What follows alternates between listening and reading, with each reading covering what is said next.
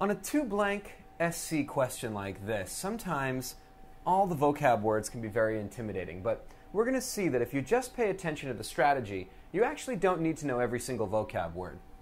By offering to compromise with other political parties, the new Prime Minister hopes to blank cooperation and peaceful discussion of national issues while blank the fears of his opponents.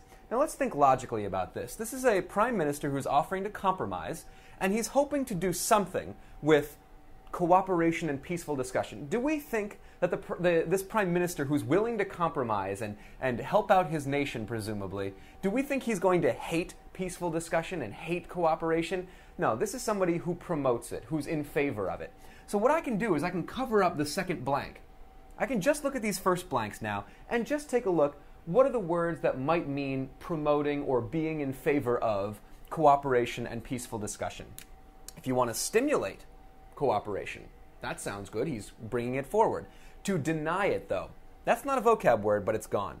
So the first blank can't work. That necessarily means that placating, it's irrelevant, even if the word placating would work. Engender, maybe you didn't know what it means, but it actually does mean exactly what we need it to, that he would bring forward cooperation and peaceful discussion. To ensure cooperation, okay, I like that. The Prime Minister wants to make sure that this happens.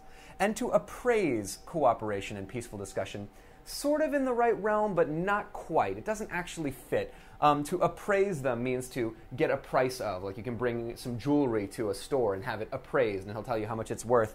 He wouldn't really tell you how much it's worth. I feel like he would be more in favor of just getting these things out there.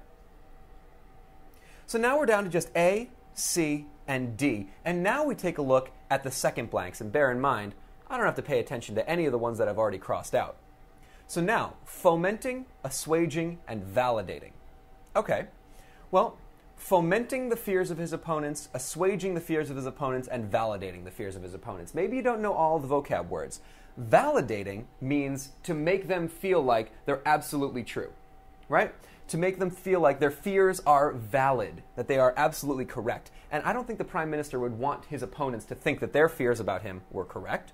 Now, these two are the biggest vocab words on the dock right now, fomenting versus assuaging. And sometimes you do just run up against the brick wall known as vocabulary, and you're in a 50-50 guess. But if you do know the words, you mean fomenting means to instigate, right, to make the fears happen, versus assuaging means to make better.